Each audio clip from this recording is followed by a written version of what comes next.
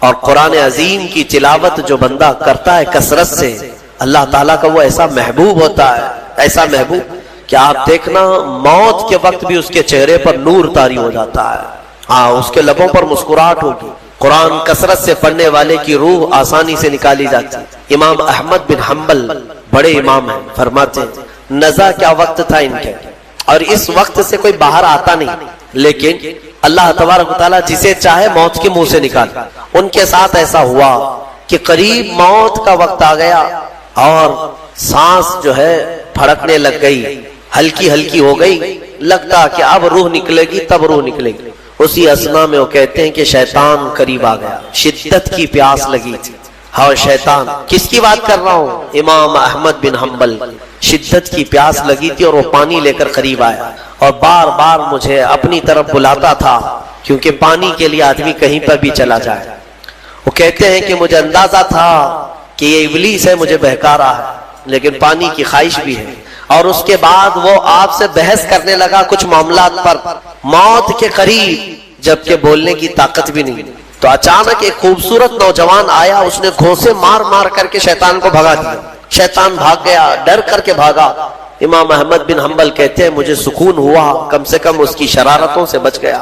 وہ نوجوان اتنا حسین تھا، بہت خوبصورت تھا۔ میں نے اس سے پوچھا کہ میں نے تجھے زندگی میں کبھی دیکھا نہیں، تو کون ہے؟ وہ نوجوان کہتا ہے احمد بن حنبل میں سورہ یاسین ہوں، جس کو تم روزانہ تلاوت کرتے تھے، اللہ نے مجھے آج یہ شکل دی اور اس ابلیس کو میں نے مار کر بھگایا کہ تمہاری نزا میں وہ تمہیں گمراہ نہ کر سکے۔ بہرحال یہ کیفیت ان کی ختم ہوئی، آپ نے یہ بیان کیا، پھر بعد میں دوبارہ آپ شاید نزا کے عالم میں گئے اور انتقال ہوا۔ لیکن میرے عزیزو اندازہ کرو، اتنے بڑے امام جن کا حال یہ ہے کہ لاکھوں حدیثوں کے وہ حافظ ہیں، ان کے ساتھ ابلیس اخیر وقت میں ایسے شدت سے گمراہ کرنے کی کوشش کرتا ہے، تو ہمارا اور تمہارا کیا حال ہے؟ اگر کوئی چیز اس وقت بچائے گی تو یہ اللہ کا کلام۔ یہاں تک کہ جب قبر میں دفن کر کے لوگ چلے جاتے ہیں تو قبر کے حالات بہت سخت ہیں۔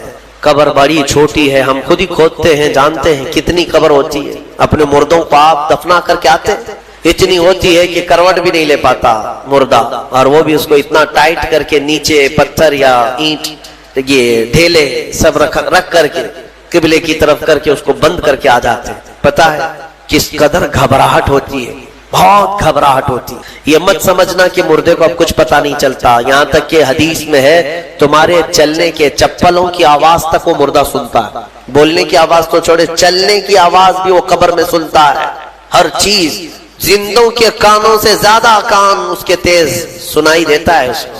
اور جب لوگ چھوڑ کر کے جا رہے ہوتے ہیں، وہ اس قدر گھبراہٹ کا شکار ہوتا ہے کہ اس تنگ و تاریک کوٹھری میں پہلی بار اس کو ڈالا گیا ہے، زندگی بھر کبھی اتنے چھوٹے گڑھے میں نہیں سویا۔ ہاں اب حضور پاک صلی اللہ علیہ وسلم نے فرمایا ہے، رشتہ داروں کو بھی کہا ہے کہ دفنانے کے بعد تھوڑی دیر بیٹھ جاؤ قبر کے پاس کہ اس کی گھبراہٹ کم ہو۔ لیکن کون بیٹھتا کون ہے؟ سب کو اپنی جلدی ہے، عزیز لوگ بھی نہیں بیٹھتے، نکل آتے ہیں، بھائی بہن، بھائی ہوں، باپ ہوں، بیٹے ہوں، سب نکل کر کے آ جاتے ہیں، اللہ ماشاءاللہ۔ لیکن اس اندھیری قبر میں جب لوگ قبرستان سے آ جاتے ہیں، عجیب و غریب آوازیں مردے کو سنائی دینے لگتی، زمین ہلنے لگتی ہے اور دونوں جانب سے دباتی ہے زمین۔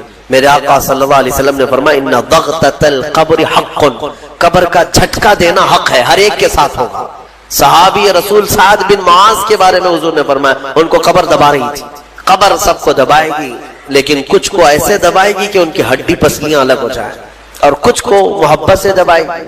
لیکن فرمایا کہ قبر جو ہے اس وقت اندھیری اور پھر عجیب و غریب آوازیں، تنہائی الگ، کوئی نہیں ہے قریب، کوئی نہیں ہے۔ اس وقت کچھ لوگوں کی قبر میں ایسا ہے کہ اچانک ایک نورانی شکل کا نوجوان سرانے کے پاس آ کر بیٹھتا ہے اور کہتا ہے میں تیرا دوست ہوں، تو گھبرا مت، میں تیری دوستی نبھانے آیا ہوں۔ مردہ پلٹ کر کے دیکھتا ہے، پوچھتا ہے تو کون ہے؟ تو کہتا ہے میں اللہ کا کلام قرآن پاک، قرآن مقدس رفیق بن کر، انیس بن کر قبر میں آتا ہے۔ میرے عزیزوں اس قرآن سے محبت کرو، اس قرآن سے محبت کرو۔ مجھے افسوس ہوتا ہے رمضان میں بھی کچھ لوگ ایسے ہیں جو قرآن سننا نہیں چاہتے، ان کو سال میں ایک بار ہی تو موقع ملتا ہے، ان موقعوں کو بھی گنوا دیتے ہیں، بازاروں کی زینت بنے رہتے۔ بازار کتنے بازار کرو گے، کتنے سال بھر تو بازار کھلا ہے، کیا یہ تراویح پھر رمضان کے بعد ملنے والی ہے؟ ضائع کر دیتے ہیں۔ ایک تو تم حافظ قرآن ہو نہیں، قرآن گھر میں پڑھتے نہیں، ایک حافظ تمہارے ہاں آ گیا سنانے کے لیے اللہ کا کلام، اس کے لیے بھی پیچھے بھاگ جا رہے ہو، تو گویا کہ تم قرآن کے ساتھ بہت ناانصافی کر رہے ہو، قرآن کو پیٹ پیچھے ڈال چکے، اس کے حقوق نہیں ادا کرتے۔ گھروں میں جا کر کے دیکھو تو بہت اونچے طاق پر اس کو رکھ دیا ہے۔ قرآن پر تو اتنی دھول جمع ہوتی ہے کہ اتنی دھول نہ فریج پر نہ ٹی وی پر، ٹی وی اور فریج اور واشنگ مشین تو روز صاف ہو جاتے ہیں، قرآن پاک پر ہاتھ بھی نہیں لگتا۔ کیوں قرآن کے ساتھ یہ دوہرا سلوک ہے؟ یہی تو ہے میرے عزیزوں، درس قرآن اگر ہم نے نہ بھلایا ہوتا، یہ زمانے نے زمانہ نہ دکھایا ہوتا۔ شاعر نے بہت اچھے انداز میں کہا، درس قرآن کو اگر ہم نے نہ بھلایا ہوتا، یہ زمانے نے زمانہ نہ دکھایا ہوتا۔ یہ سارے ہمارے اندر ہیں۔ اٹھو، آج بھی تمہارے پاس وقت ہے، قرآن کو پڑھو، سیکھو۔ اور میں کہتا ہوں آج کے دور کے مسلمان، سخت پکڑ ہوگی تمہارے پاس یہ عذر بھی نہیں ہے کہ اللہ کی بارگاہ میں کہیں گے کہ مولا پڑھانے والا کوئی تھا نہیں، سیکھنے کا کوئی ذریعہ تھا نہیں۔ آج تمہارے ہر ایک کے ہاتھ میں موبائل ہے، قرآن ہے، سینکڑوں قاریوں کی قرت ہے۔ انٹرنیٹ صرف گانے سننے کے لیے نہیں، قرآن سیکھنے کے بھی وہاں ذریعہ موجود ہیں۔ پورے عالم بننے کے مدرسے چل رہے ہیں آن لائن، قرآن پڑھانے والے پڑھا رہے ہیں، لیکن اب عذر تمہارے پاس کچھ بھی نہیں رہے گا۔ کیا کہو گے کہ ہمارے ہاں کوئی عالم نہیں تھا، کوئی حافظ نہیں تھا، پڑھنے کا موقع نہیں ملا؟ نہیں، تمہاری سخت پکڑ ہوگی، تمہارے پاس سب تھا، تم نہیں چاہتے تھے قرآن پڑھنا، تم نہیں چاہتے تھے۔ میرے عزیزوں، قرآن کی طرف آ جاؤ۔ میں آخر میں یہ بھی کہنا چاہوں گا کہ جو حفاظ قرآن ہو، میں اپنے متعلق نہیں کہہ رہا ہوں، دیگر جو بھی حفاظ قرآن ہیں ان کا ادب بھی بجا لائے۔ اللہ کا کلام ان کے سینے میں موجود ہے۔ اور آج یہ اس مصلی پر، اس محراب میں اس سال کی میری آخری تراویح تھی۔ انبیاء اکرام علیہ السلام کی جو زبان تھی، قرآن میں اللہ نے فرمایا، وہی میں عرض کرتا ہوں ان کی سنت پر، لا اسألکم علیہ اجرا ان اجری الا علی رب العالمین۔ لوگوں، میں آپ سے اس خدمت پر 1 روپیہ بھی اجرت نہیں مانگتا، مجھے معاوضہ نہیں چاہیے آپ سب سے۔ میرا اجر رب العالمین کے حوالے ہے، میرا اجر اللہ رب العزت کے پاس ہے۔ مجھے آپ سب کی جو محبت ہے یہی کافی ہے، اور مجھے دعاؤں سے نوازیں، یہ میرے لیے بہت بڑا معاوضہ ہے، بہت بڑا تحفہ ہے، یہ میرے لیے بڑا ہدیہ ہے۔ اور یہ محبت ہی تو ہے کہ اتنے گیپ کے بعد دوبارہ اس مصلی پر میں آیا ہوں، اور جو کچھ بھی ہوں میں یہاں تک آپ کے پاس بولنے کے قابل ہوں، یہ میرے والد کی تربیت ہے۔ آئیں، آج میں اپنی اس آخری محفل میں، چونکہ پھر کل سے شاید آپ کے سامنے حاضری نہیں ہوگی، تفسیر کا جو درس پہلے رمضان سے چل رہا تھا آج یہاں پر ختم ہوا، اور ایسا نہ ہو کہ زندگی کا آخری ہو، اللہ تعالیٰ پھر سے موقع عطا فرمائے۔ آئیں، انشاءاللہ العزیز مولا کریم ہم سب کو آج کی رات معاف کرے گا۔ دعا کرتے ہیں جنہوں نے مجھے دعاؤں کی درخواستیں کی ہیں ان سب کو بھی میں شامل کرتا ہوں۔ یا ربنا یا ربنا یا ربنا یا اکرم الاکرمین، مولا قدیر ہماری اس میں ان تمام محفلوں کو اپنی بارگاہ میں قبول فرما۔ پہلے رمضان سے لے کر آج تک جو تراویح پڑھا، سورہ فاتحہ سے لے کر مولا 30ویں پارے تک کے جتنے سورے ہم نے تلاوت کیے، اس میں جو غلطیاں، کوتاہیاں، کمیاں، بیشیاں ہوئی ہوں اپنے فضل و کرم سے معاف فرما دے۔ اے رب العالمین، تجھے فضل کرتے نہیں لگتی بات، نہ ہو مایوس تجھ سے امیدوار۔ تو نے رمضان میں یہ حسین موقع دیے تھے، تیری اس مسجد کو ہم بھرتے تھے، مولا اگر ہماری زندگی باقی ہے تو پھر سے رمضان عطا کر دے۔ ارحم الراحمین، قرآن عظیم کی تلاوت کو میں نے جو کچھ بھی پڑھا مولا خالص تیرے شوق میں پڑھا ہے، تیری رضا کے لیے پڑھا ہے۔ اے رب قدیر، مجھے ایمان کا اضافہ عطا فرما، جتنے لوگوں نے خلوص سے سنا ہے مولا ان سب کو اجر عطا فرما۔ اعلیٰ حضرت امام اہل سنت فاضل بریلوی رحمۃ اللہ تعالی علیہ نے بارگاہ رسول صلی اللہ تعالی علیہ وسلم میں خراج عقیدت پیش کرتے ہوئے یوں عرض کرتے ہیں، تیرے خلق کو رب نے جمیل کیا، تیرے خلق کو رب نے عظیم کہا، کوئی تجھ سا ہوا ہے نہ ہوگا شہا، تیرے خالق حسن و ادا کی قسم، یہ خدا نے ہے مرتبے تجھ کو دیا، نہ کسی کو ملا ہے نہ کسی کو ملے، کہ قرآن مجید نے کھائی شہا تیرے شہر و کلام و بقا کی قسم۔ عزیزان گرامی وقار، قرآن عظیم خود اللہ کے حبیب صلی اللہ تعالی علیہ وسلم کے اخلاق عظیمہ کی گواہی دے رہا ہے۔ میں آپ کو یوں بتا دوں کہ انسان صرف ایک جسم اور صورت کا نام نہیں ہے، انسان اچھی عادتیں اور اچھے اخلاق کا پیکر ہو تو وہ انسان کہلایا جاتا ہے۔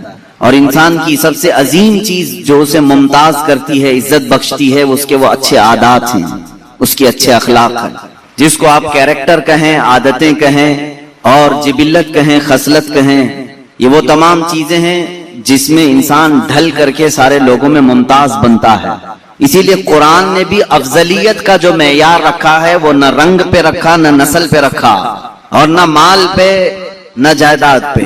قرآن عظیم نے کہیں پر افضل ہونے کا جو معیار رکھا ہے وہ یوں نہیں کہا کہ تم میں جو سب سے گورا ہے وہ سب سے عزت والا ہے۔ اللہ نے یہ نہیں فرمایا کہ تم میں جس کے پاس زیادہ مال ہے وہ عزت والا ہے، نہ ہی عمر کو رکھا گیا، کسی چیز کو نہیں۔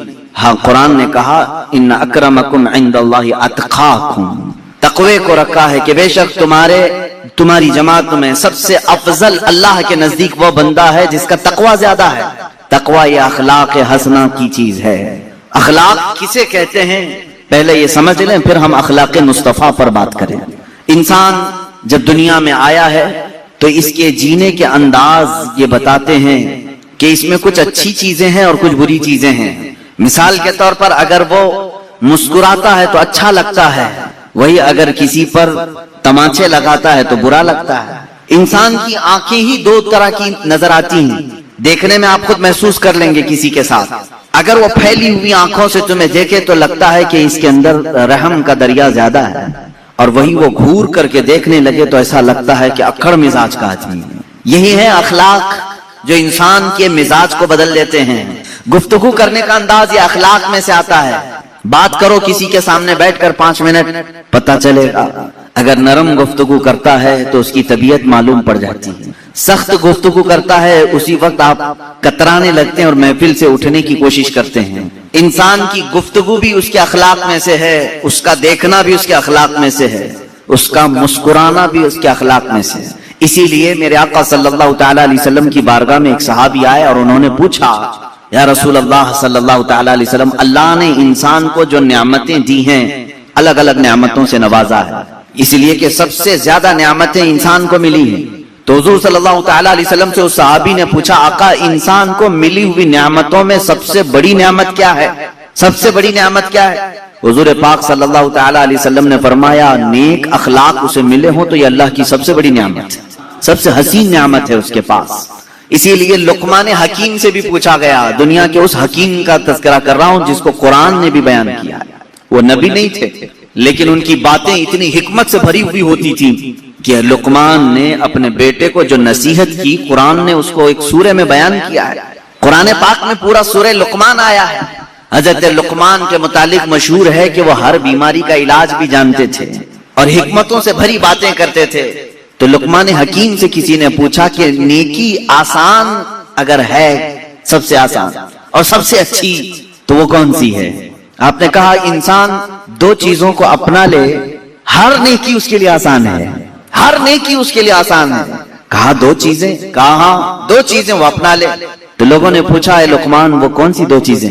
لقمان حکیم نے کہا ایک پہلی چیز یہ ہے جب بات کرے تو نرم بات کرے، جب ملاقات کرے تو مسکرا دیا کرے۔ کون سی بڑی مشکل چیز ہے؟ بہت آسان ہے۔ انہوں نے کہا نیکی بڑی آسان ہے۔ اسی لیے میرے آقا صلی اللہ تعالی علیہ وسلم کی حدیث بھی ہے تبسمک فی وجہ اخیک صدقہ، تم اپنے بھائی کو دیکھ کر مسکراؤ تو بھی ایک صدقہ ہے۔ یہ اخلاق حسنہ ہے، انسان کے کیریکٹر اس کا پتہ بتاتے ہیں۔ اور ایک بات، ایک صحابی نے یہ بھی سوال کیا حضور پاک صلی اللہ علیہ وسلم کی بارگاہ میں، آقا والدین اپنے بچوں کو کوئی گفٹ دینا چاہیں، ہدیہ دینا چاہیں تو کیا دیں؟ حضور پاک صلی اللہ تعالی علیہ وسلم نے فرمایا باپ کی طرف سے دیا ہوا سب سے عظیم تحفہ اخلاق حسنہ ہے۔ اگر کسی بچے کو باپ نے اخلاق دیے ہیں گویا کہ اس نے اپنے بیٹے کو بہت بڑا گفٹ دیا ہے، بہت بڑا تحفہ دیا ہے۔ سمجھ جاؤ مسلمان، تم اگر گڈی گڈا لا کر کے بچوں کو بہلا دیتے ہو، ان کے برتھ ڈے میں کیک کاٹ کر کے ان کا دل بہلا دیتے ہو، تو یہ وقتی تحفے ہیں جو ختم ہو جاتے ہیں وقت کے ساتھ، لیکن جو اخلاق حسنہ ہیں وہ ایسا عظیم تحفہ ہے کہ وہ اپنے باپ کا بھی سر ہمیشہ اونچا رکھتا ہے۔ غریب نواز کو اگر اخلاق حسنہ میں ہم نے دیکھا ہے تو ضرور ان کی ماں اور باپ کی تربیت کا اثر ہے۔ غوث اعظم عبد القادر جیلانی رضی اللہ تعالیٰ عنہ کے اخلاق حسنہ کو اگر آج تاریخ میں بیان کیا جاتا ہے تو یقیناً ان کی ماں کا اس میں بڑا کردار ہے۔ ماں باپ کی طرف سے دیا ہوا تحفہ، سب سے بڑا تحفہ کیا ہے؟ اخلاق حسنہ، نیک عادتیں، اچھے اخلاق۔ یہ تو ہم چھوڑ ہی چکے ہیں، اپنے بچوں کو پیدا کرنے کے بعد محلے کے حوالے کر دیا، بچے کب بڑے ہو گئے ماں باپ کو پتہ ہی نہیں چلا، اس لیے کہ کھیلتے کودتے وہیں بڑے ہو گئے۔ میرے عزیزو، یاد رکھو ایک وقت ہوتا ہے یہ اخلاق کا تحفہ دینے کا، بڑے ہونے کے بعد پھر تم انہیں ان اخلاق میں نہیں ڈھال سکو گے۔ جب پرورش کے ان کے ایام ہوتے ہیں بچپنے کے، اس وقت تم حسین اخلاق کا انہیں پیکر بناؤ۔ اس سے ایک بات اور بھی ہے، بڑے بزرگ ہیں حضرت جنید بغدادی رضی اللہ تعالیٰ، آپ سے پوچھا گیا انسان کا خاندان اعلیٰ ہے، اشرف ہے، کیسے پتا چلے؟ فرمایا اس کے اخلاق دیکھو، اس کے خاندان کا پتا چلے گا۔ کتنی بڑی بات، اس کے اخلاق و کردار اس کے نسب کا پتا دیتے ہیں، اس کے اشرف اور اعلیٰ ہونے کا پتا دیتے ہیں۔ ایک بات یاد رکھیں، جو اعلیٰ قسم کے لوگ ہوتے ہیں اعلیٰ خاندان سے، ان کے اخلاق بھی اعلیٰ ہونی چاہیے۔ ہاں اگر اخلاق میں کھوٹ آ گئی تو پھر دنیا تمہیں شک کی نظر سے دیکھے گی کہ یہ نسب اس کا صحیح ہے یا نہیں ہے۔ نسب اگر گنوا بیٹھتا ہے تو پھر اخلاق میں بھی گر جاتا ہے۔ اللہ حفاظت فرمائے۔ عزیزان گرامی، اخلاق کریمہ ایک ایسی بڑی دولت کا نام ہے جس کو تم بازار سے خرید نہیں سکتے۔ یہ کہیں ملتی ہوتی تو لوگ پیسے دے کر کے خرید لیتے۔ جانتے ہو آج بہت سارے ایسی تنظیمیں ہیں یا بہت سارے ایسے انسٹیٹیوٹ ہیں جہاں اخلاق سکھانے کے لیے ابھی اسکول شروع کیے گئے ہیں، اور کچھ وہ لوگ ہیں جو کیریکٹر سرٹیفکیٹ بانٹتے بھی ہیں، اس کا کیریکٹر کیسا ہے، اس کے اخلاق کیسے ہیں۔ کون لوگ؟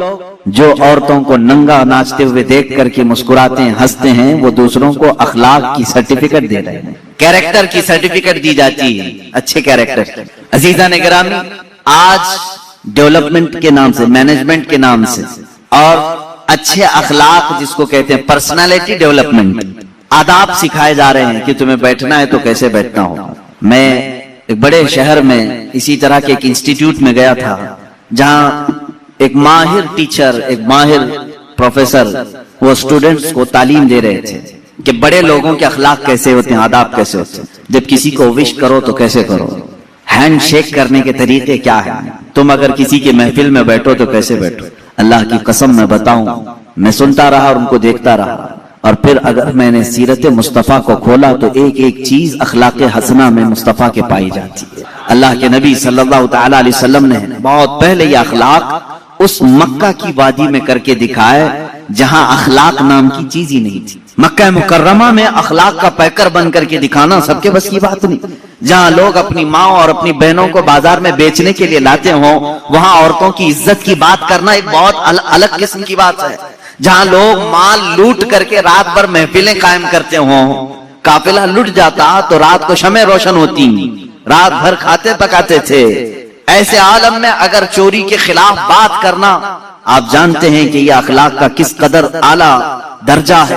اللہ کے حبیب صلی اللہ تعالیٰ علیہ وسلم نے اس مکہ کی وادی میں 40 سال اپنے اخلاق کا ایسا سکہ بٹھایا کہ دشمن ہوں، کفار ہوں، مشرکین ہوں، سب ایک ہی نام سے آپ کو یاد کرتے تھے، ہذا امین ہذا صادق، یہ امین ہے اور یہ صادق ہے۔ یعنی جنہوں نے قتل کا منصوبہ بنایا حضور کا، ان سے بھی اگر جا کر پوچھتے تو کہتے نہیں، ان کے امین ہونے میں اور صادق ہونے میں کوئی شک نہیں کہتے تھے۔ پوری کتابیں اٹھا کر کے دیکھ لیں، مکہ کے کافروں نے حضور صلی اللہ تعالیٰ علیہ وسلم کو گالیاں دی ہیں، بہت گالیاں دی۔